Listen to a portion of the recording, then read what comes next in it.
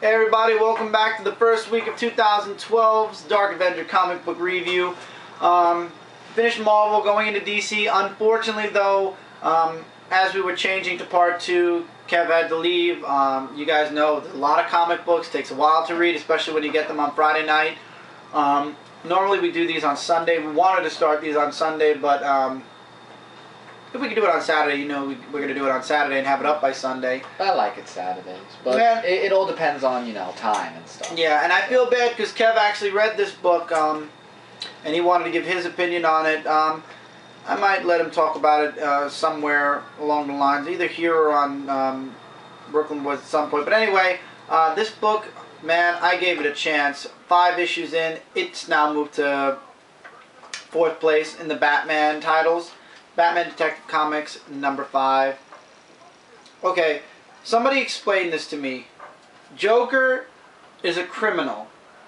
Joker killed tens of thousands, let's say hundreds, not thousands, let's say hundreds of people.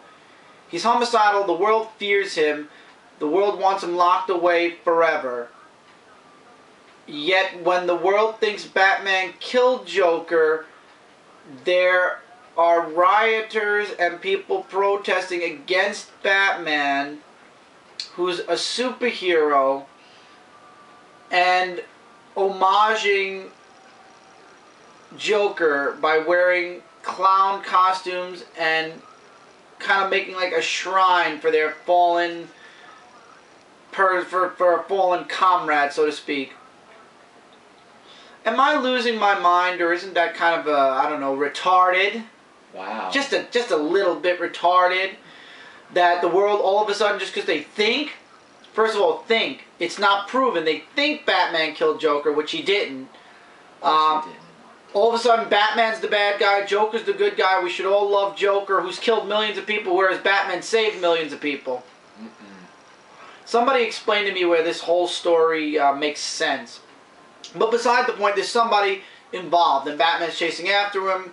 And what really pissed me off and drove me nuts was, the story is, and I'm not joking with you here, the first story, and it's a split story. It's, okay, 1, 2, 3, 4, 5, 6, 7, 8, I'm not counting advertisements, 9, 10, 11, 12 pages is your first story. That's it. What? This part of your comic book, notice we're practically right where the staples are. The staples are right here. So when you get to the middle of the comic book, you're done with the first story. Then you go into a better story, however. But basically, Batman finds a clue, and it involves a casino chip from Guess Who. Yep, you saw him on the cover. Penguin's Casino. And Bruce's girlfriend, who's a reporter, is there, and Penguin knows about it, and he wants his little penguinette, so to speak, to quote-unquote give her a article that's worth dying for. And That's really... that just put this comic down to 4th place. Dark Knight just did a little better. But this is what saved the comic. This is what kept the comic from hitting possible Dropville. The second feature, Russian Roulette, guest starring Hugo Strange, whom I don't really know too well, but I'm going to be doing research on him after this. His son, whose name is Eli Strange, and none other than Catwoman. Catwoman? Catwoman. This saved Detective Comics from hitting the next issue. If it's not good, it's going to destroy the series. That saved it. However, there's no excuse for the world all of a sudden turning their backs on Batman because they believe he's killed Joker. I mean, that's... I mean, alright, question Batman. Question him. Question his morals and his place. Yeah, but isn't he the type of guy that if you do question him, he doesn't have to answer? I mean... Oh yeah, I know, but I'm saying question his motives, question his authority. Don't pay homage, don't make a shrine up for the Joker who's killed hundreds of thousands of people, possibly. Yeah, not only that, he wouldn't kill Joker in that movie Under the Red Hood. He refused to do that, too. I know. mean, he's not a killer. So Any superhero. So now Batman's trying to get a clue as to what really happened to the Joker. That's the whole main story I'm getting here, but we'll see how the next issue goes. That's all I can say. Let's see if they're going to do another split comic where it'll be something else along with the main story, because they can't write anything more than 12 pages for the main story each issue, or else they'll be done in, like, what, 2 issues? Well, we'll see. But Detective Comics has now gone to 4th place, only slightly beaten by The Dark Knight. Disappointment. I hope it gets better. I really do. It can come back, and like I said, Russian Roulette saved it from the chopping block, but next month could put it right on there again, so let's see. Red Lanterns, number 5. Ratchet and the others come out of the pool. Krona is believed to be alive, as you guys saw from the preview. And Atrocitus now says that he's giving his intelligence back to his Red Lanterns because they're going to bring justice to the universe, and they're going to find Krona. So now, all of a sudden, 5 issues later, he has meaning to his life again, Atrocitus. He has to find Krona, who he believes came back to life, which I kind of find that hard to believe. I think somebody stole his body, to be quite honest. But he could be back into life, but I highly doubt it. He thought it was Bleez at first. Dexter makes an appearance. Oh, wow. I like the last page, and I'm going to show it, because it doesn't really spoil much. Oh, it's not the last page, I'm sorry. I like the page here, where it's a splash of all the Red Lanterns. And he's like, we're going to bring him to justice. And then he starts his own quote with blood and rage of crimson red, ripped from a corpse so freshly dead. Together our hellish hate will burn you. That is your fate. I love how they put that in That's at the end. That's a great quote. Then I hate to pull an I called it, but I will pull an I called it. Those 2 brothers on Earth. Remember I said I remember that the one that was the most timid was going to be the one that turns into the Red Lantern? No. Oh my Last God. page spoiler. I was right. Why? Predictable. Why? Because the other one was beaten to death by the police. So it couldn't have been the one that already had the rage. It was the brother who was now filled with rage because he was too much of a wimp to save his brother. Oh, with that. So, and next issue is going to be him coming face to face with the Red Lantern Corps. Wow, you were right. I called it from issue 1 that it was going to be the timid brother. You could call that one a mile away. You don't have to even if you know comic books at all, you could have called that a mile away. Then again, it could be obvious. Your book, Green Arrow, number 5, introducing a new villain, as you see right here, Midas. Just a short story. I really hate Emerson. There's this new veto he's putting through of overriding Ollie, or Oliver, actually. Ollie, you could call him Ollie. Or Ollie. Jackson and Naomi don't like it at all, but I really think Emerson really just needs to just drop off the face of the earth. There's always an antagonist. I know, you say that a million times, I understand that, but it gives a little story of how Midas became this monster. There was this big, huge explosion that happened, and his girlfriend, Blood Rose, because he really does care about her, was in that explosion, all this happened. So now he's out for revenge to go get Oliver, Green Arrow, because he says that you hurt her. Wait, Green Arrow's out to get Oliver? No, Midas. Midas, okay. I'm sorry, Midas is out to get Oliver, who turns to Green Arrow, and then he wants to kill him because he says you hurt her and now you must die.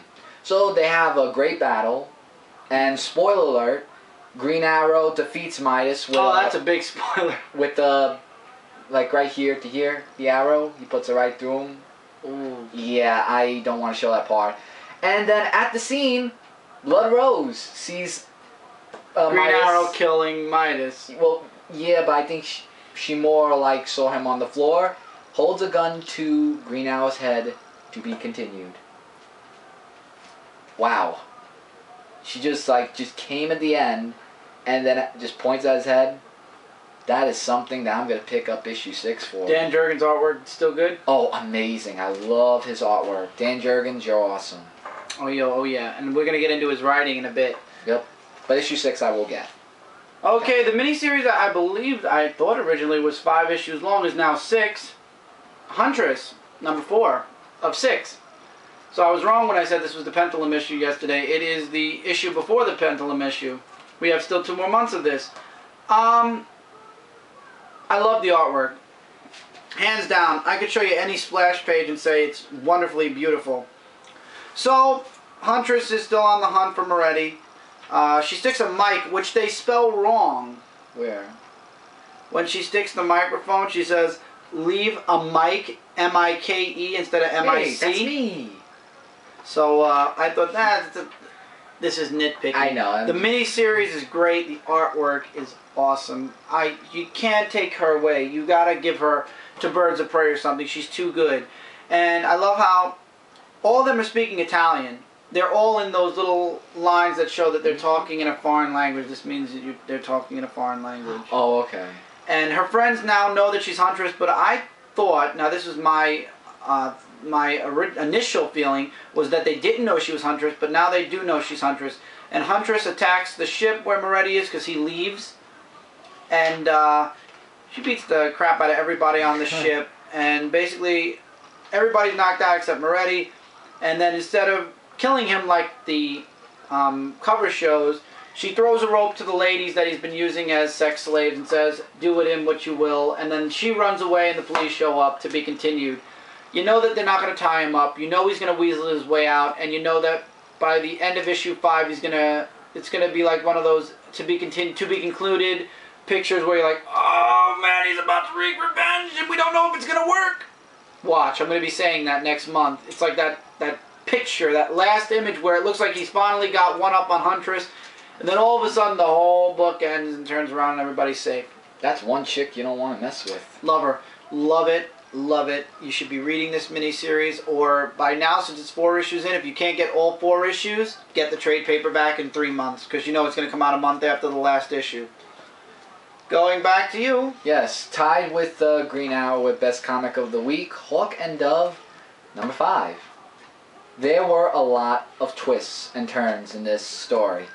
We find out that Deadman has been kidnapped in a Chaos Crystal with Swan and Condor, and Deadman... Wait a minute. A Chaos Crystal?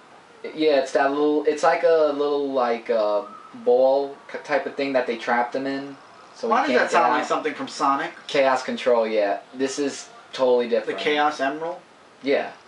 But they use that. But anyway, not getting into Sonic. I'm sorry, just Sonic hit my brain all of a sudden. But Deadman, with the powers hidden inside of that chaos, opens a portal to the Threshold, known as the War Realm.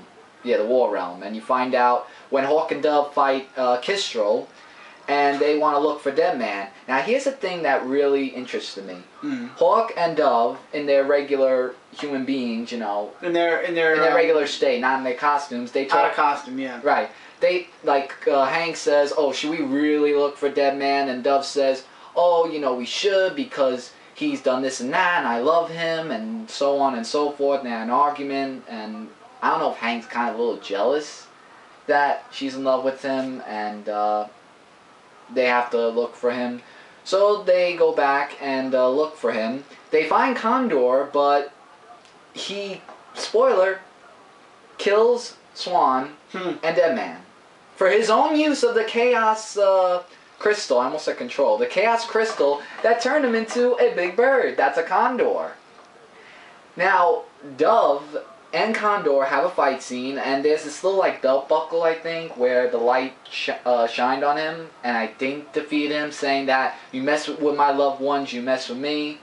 And she was kind of pretty pissed off fighting Condor. And here's another twist. Uh-oh, if you're going to tell the ending, don't do it with Deadman. Deadman, I'm not going to say it. Deadman says something to Dove that, well... There's going to be ramifications in the next issue. And there's reasons why. Next issue, Batman. Oh, who didn't see that coming? Batman's been in every other book so far. But with twists and turns, I am totally loving... I'm loving this series from the beginning to now, and I am definitely getting issue 6, because with Batman being in it, and with seeing what's going to happen afterwards, I think Condor is dead with that whole light thing.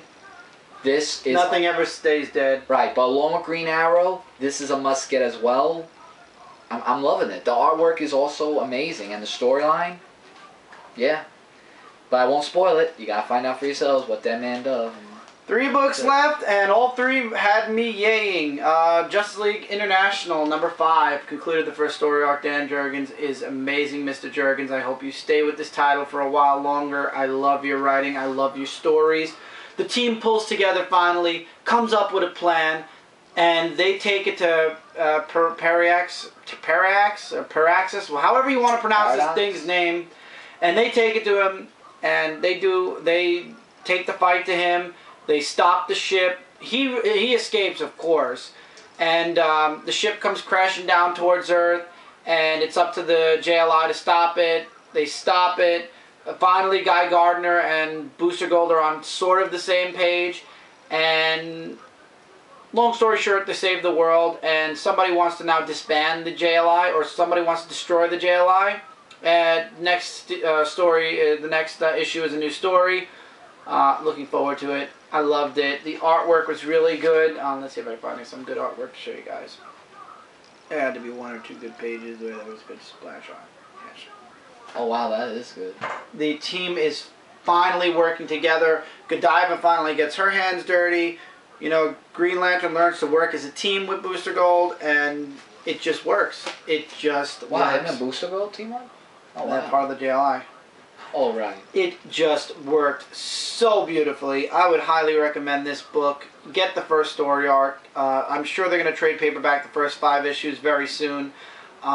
If you can't get issues 1 through 4 and this, get the trade paperback. You will not be disappointed. I know I gave Cody the recommendation, and I believe he got issues 1 and 2.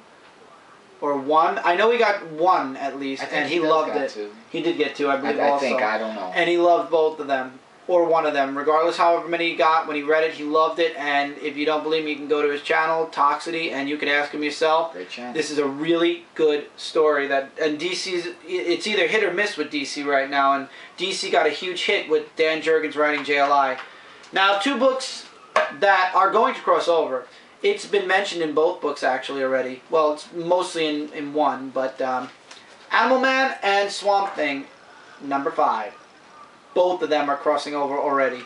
We're going to start with Animal Man, with this freaky cover that I really don't like showing too much on my review, so I'm actually going to put it down because it's kind of creepy. It is, really. I don't know if any of you guys have young kids that are going to be watching or whatever, and I don't... Particularly, I'm being honest with you guys, I'm fine with the sick and twisted stuff that happens in the book, but I think DC needs to censor their covers a bit more. Or not make it too And this definitely is not teen plus. This is definitely mature. I'm sorry, but I looked at these ratings, and I was actually watching Ghost Critic's video, and he actually said, this is a little bit more than T plus, I think, and I agree. So, Buddy and Maxine show up at the grandmother's house, and for those of you who read the preview, Buddy's son and wife are out in the woods, and she just saved her son from being eaten by the rot, one of the avatars of the rot. Buddy goes after them. He saves them. They get away, however, he gets stuck behind. They put a vision in his head of what Maxine can be if they get a hold of her, and thus why the cover looks the way it does. And Maxine sends animals after the avatar of rot, and they eat it, which is the worst thing you can do, because those of you who have been reading Swamp Thing know, you get it in your system, you become part of it. So all the animals became part of the rot then. So they're on the run. They ran, they left everything behind. They left the grandmother's house behind with the dog, which I really did not like that scene. For those of you who know me, know I love animals, and to see that scene was kind of like something I don't like. Yeah, that but the last words were the best when the avatar of the red, because now the rot is part of the red, because the rot has been invaded the red through the animals that ate the rot. The avatar of the red said, we must travel. There's one person, I will read the lines because it's very short. Only the Swamp Thing can save us now. Haha, crossover. So I'm going to show the cover again, guys. So the last page says only Swamp Thing can save them. So the rot has won in the red, because the red has now been invaded by the rot. Now we're going into the green. I'm not too worried about this. This isn't too bad of a cover to show. Here, Alec and Abby are in a town. They're looking for food. He remembers that she likes peaches. That was a sweet little thing. Ah. So now they're getting closer because he's further away from the green, and they're like at a midway point where the rot isn't too strong in her mind, the green isn't too strong in his mind, and they're listening to their own hearts, and you can see like a little bit of a development. And he talks about his dreams where it's a skeleton woman, and that's Abby, and she has a dream about a boy in green. That's Alec, and her brother shows up. And Alec finally, it was good, 5 issues in, other than that other time he did it, he finally showed that he has the ability to manipulate the green. And he just tears the rot to hell. Whoa. He's strong without being Swamp Thing. Could you imagine what's going to happen when he becomes Swamp Thing? Where somewhere else, and I'm glad I bought that issue now, that involved the Parliament of Trees. The Parliament gets invaded by the rot. So not only is the Red being invaded and an Animal Man, but the Parliament's invaded. The flies show up. And for those of you who read back in the day in Vertigo, the Parliament is protected by the, I forgot their names exactly. Let's see if I find, it's in the very beginning. Why am I going all the way to the end? Protected by, like a plan or Terena? Where is it? Terena people? Yeah, Terena. And it turns out this guy's part of the rot. The flies end up invading the Terena people's minds, and they become part of the rot. And basically they go into the Parliament of Trees. Spoiler alert! Okay? And they start to burn the Parliament of Trees. So even though Alec and Abby won the fight against Abby's brother, the proclamation at the very end of this book is the rot has won. The green is falling, and the rot has finally won because they're burning down the Parliament of Trees. Trees are wood. You burn them down, goodbye. So they're basically burning down the foundation of the green. Alec Holland loses, the rot wins the end, whether William becomes a piece of the rot or not, an avatar of the rot or not.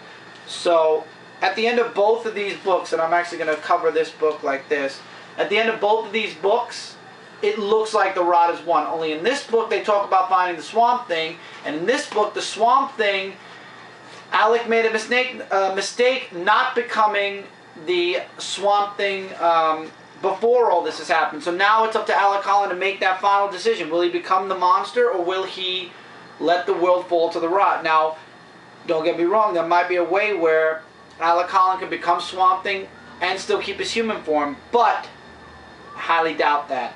So everybody who's enjoying seeing Alec Holland as a human, enjoy it while it lasts, because I have a feeling that in another 5 or 6 issues, it's going to be all Swamp Thing. Alec Holland as Swamp Thing, of course, but it's going to be him as Swamp Thing.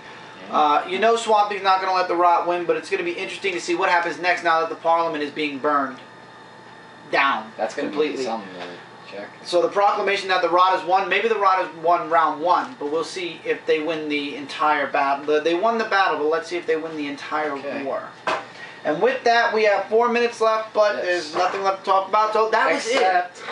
Don't forget, next Saturday on January 14th, my 23rd birthday. Yes, next Saturday is Mike's birthday, so depending on how his friends feel, he wanted to do a comic review on his birthday. With an audience. A, that depends if the comics come on time. B, it depends on if we read all the comics on time, because I don't want to do a half-arse review. Yeah, that's true. And but if I could get them all read, I'll read them as fast as I can, and you read yours as fast as you can. So if we can, there will be a audience possibly watching, because Mike wants to do it for his birthday. 23 years old. Yeah, so we're going to try to do a live, not a live on Block TV, but with people watching in the background, comic review for Michael's birthday. It's kind of like a side present. I've got him something. I'm helping. It's him really with the more party, of a get-together thing, but yeah, it's more like that. But can't so wait. it's for Michael's birthday. We're doing 23. That. But I just thought I mentioned that. Yeah. So next week's going to be something of somewhat of a special comic book review episode, because that Saturday's going to be Mike's birthday. He was actually born this coming Saturday on the 14th. Yep. So that's it for the first week of 2012, and it's looking good. Actually, it's looking good. It's looking good, and what's to come is looking even better. So I'm just going to pause the timer because I got 3 minutes, and we'll be done way before that.